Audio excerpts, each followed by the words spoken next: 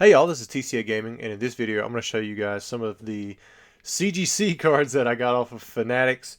I've had a couple of these big purchases come through, but I haven't shown any of them, but I thought I would just talk about it for a minute. Then I'm also going to show you some of the stuff I got back from CGC, those 6 cards that I was trying to have upgraded, and how they turned out. And then there's a few items for consignment as well that are up. Don't have a whole lot this week, but if you did want to look at some of that stuff, we're going to go over it at first.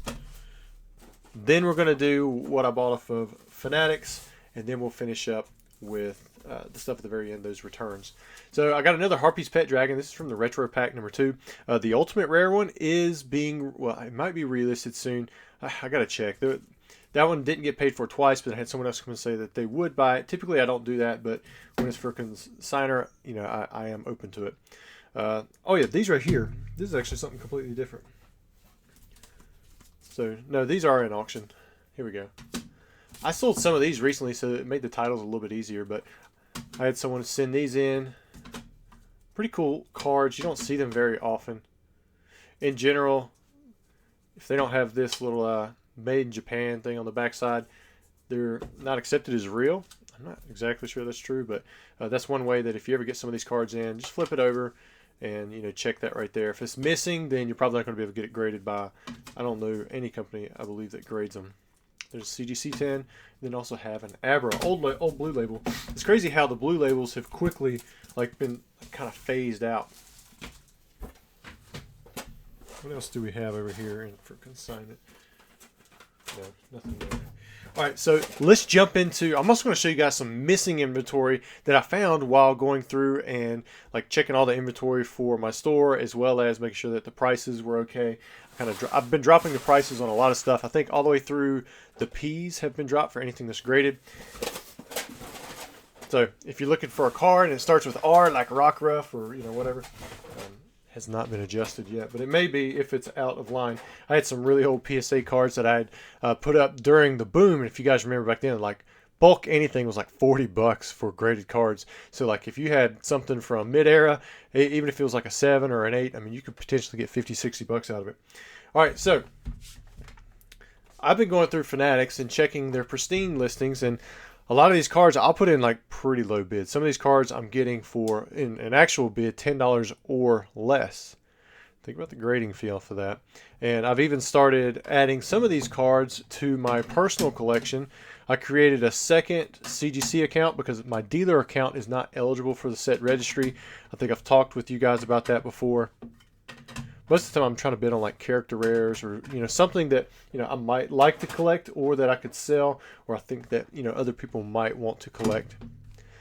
But I created that second account and I started keeping, you know, some of the CGC pristines that I've been getting in, but really I've started putting in the stuff that was in my personal collection because I've got a PSA registry. I haven't updated that in a while because I haven't really had too many big goals, to be honest with you. Really for anything that I've been chasing, especially since I got that pre-release Raichu. The only thing that I've been picking up lately is seemingly CGC 10 Shadowless Charizards, because those have been going for a good price in my opinion. But anyways, they've got this little top collector thing. So each card you put into CGC system assigns a specific amount of points. If you put in a double of it, then, you know, the second one doesn't get any points. So if I put in this, I wouldn't get any additional points because I already have one of these in a pristine 10 in my collection. But and then all those points, they add up, and then your total points is displayed, and then they've actually got a list if you have a public profile, I guess. I don't know if you can make that private or not. But as long as it's a part of at least one set, you'll get the points assigned for each card, and then kind of ranks you. At the very top is TCG Fish. He's got 14 million points or something crazy. I'm gonna try to chase him down. I doubt I can. I'm inching my way up the list because I've got some big cards that are worth a lot of points. But it's kind of crazy if you look at the top people on the list, like number 2 or number 3, they've got a complete alpha Magic the Gathering set that's been graded, and there's a lot of top grade cards, or some of the big cards and pristines and 10s and that kind of stuff. And so they've only got I want to say it's 200 or 300 cards. If they have I can't remember if they have the complete set or not, but if they do have the complete set, then you're looking at 295 to potentially another 10 more, I think, for the variations you can have for that just one set. And, you know, they're like some of the top collectors in the world, because some of those cards are worth like 1,000,000 points. Like the Black Lotus in the top grade.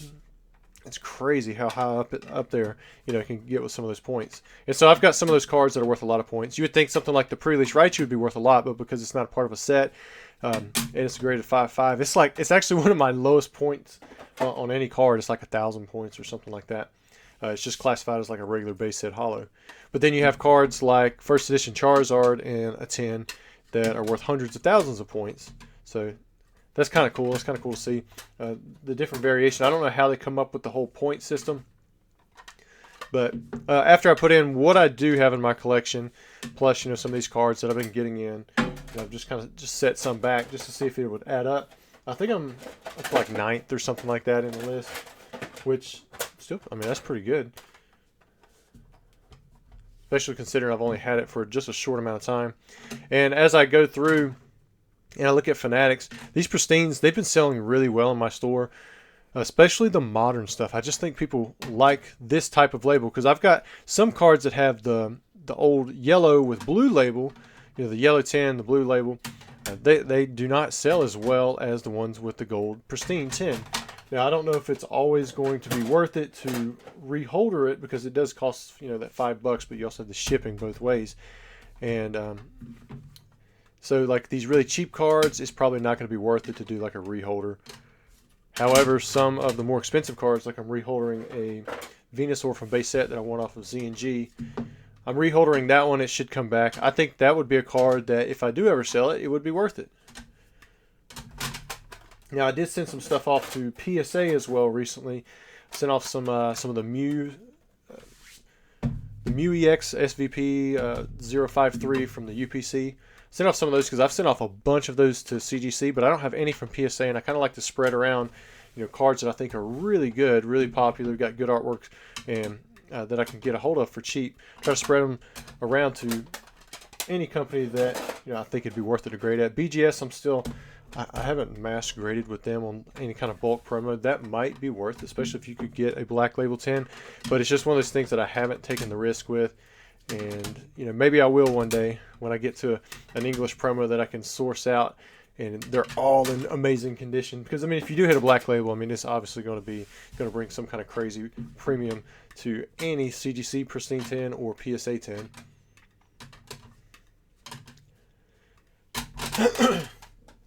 So I won all of these last Sunday, maybe. So they have gotten quicker about their shipping. It takes them a little bit longer to process these orders that are bigger. And I pay with a bank. Now that they've switched over to Fanatics, they don't accept the credit card without the fee, which makes sense. I mean, it was kind of like a little hack that you could have when it was PWCC, earn an additional 3% or 2% or 1% or whatever it was with your credit card. Like this Snorlax here, I believe I've gotten a blue Pristine 10. I sell it for $5 less, same grade, same company, same card, but that one's not selling, and the gold Pristine one is selling.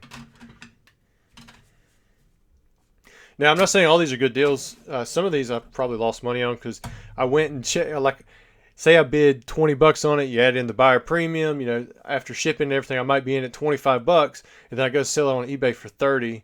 I'm losing fees and shipping on it, so I'm going to be in the negative on something like that. But I get caught up. I don't know about you guys. I do get caught up bidding every now and then. I'm just like, all right, I'll bid this and this and this, and there's just so many cards that I end up overbidding sometimes on different ones. Cards like this, they don't go for hardly anything. But I can add it to, like, I'm trying to get the full trading card game, classic, Japanese, and English. Like this right here, I mean, this is an easy card to get and grade, but it just looks so nice. It's something that I think maybe in time it'll do well.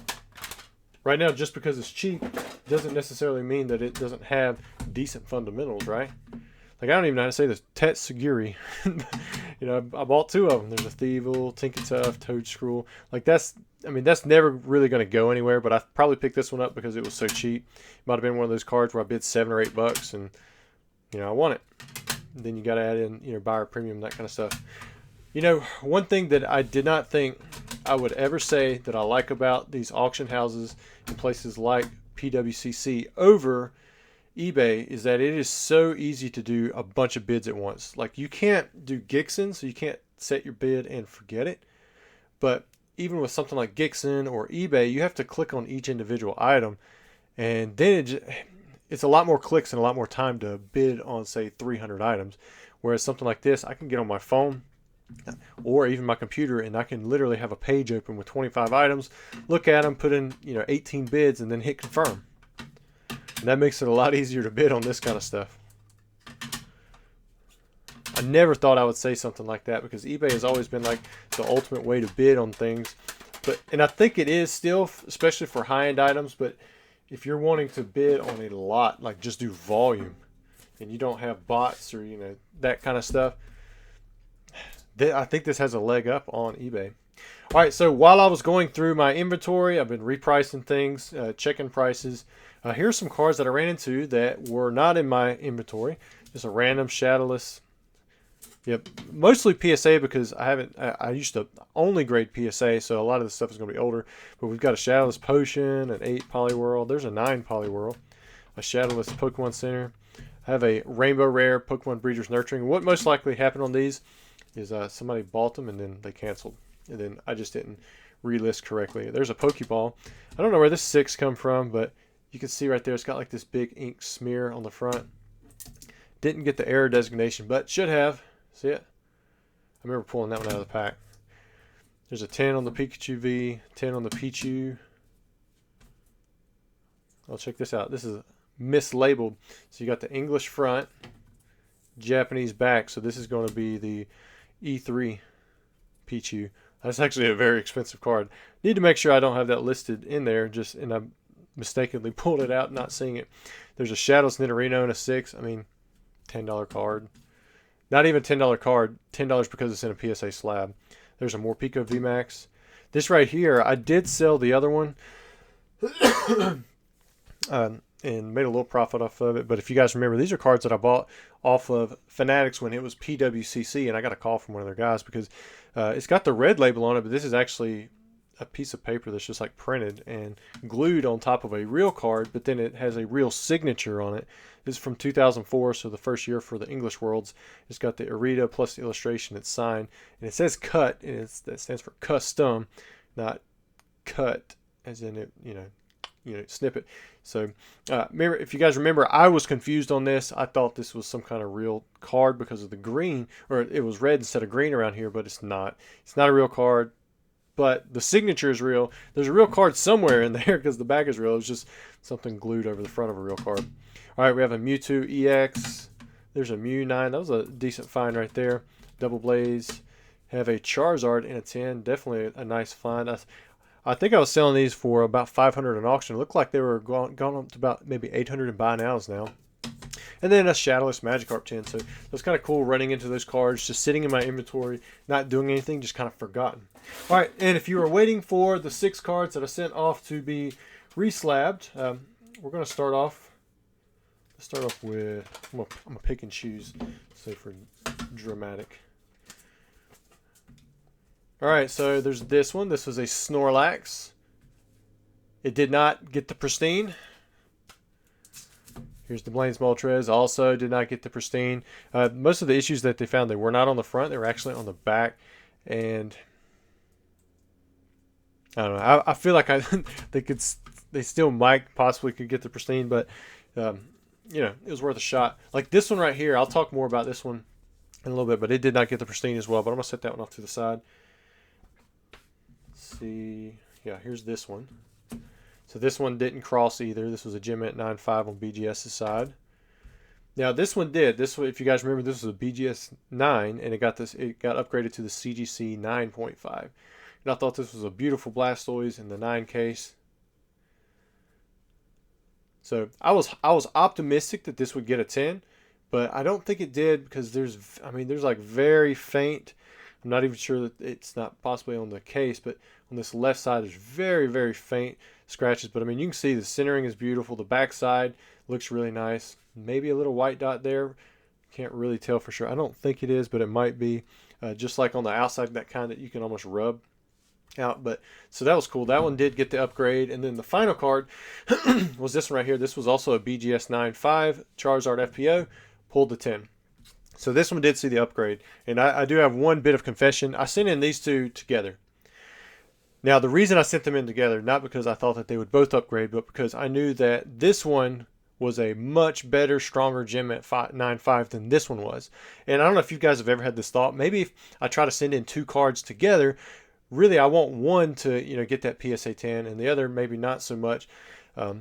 But instead of just sending in the one, if I send in both, they can see that this is clearly, if this is a 9, then that's not as good. The next one might get a 10. I've done that before with PSA. And I did that with this one because they were both really nice, but I could tell there was still a difference in condition between this one and this one. So I thought that if I did that, this one, I didn't ever see this one upgrading, but the other one, because that they were the same grade and this one right here was better, I was hoping that this one would get the upgrade, and it did, because, I mean, from the front side, it looks really good. Centering with the e-readers is a little weird, at times.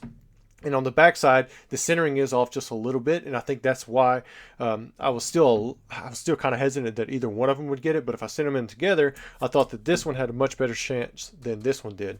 And so this one didn't get it, as I pretty much suspected. And I thought about actually doing something similar with this, because I've got 5 CGC 10 Gem Mint Shadowless Charizards.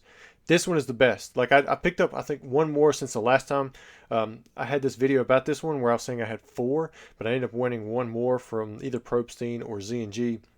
And still, this one right here is still the best out of the 5 Gem Mint 10s. And I thought about sending in one that was like not as good.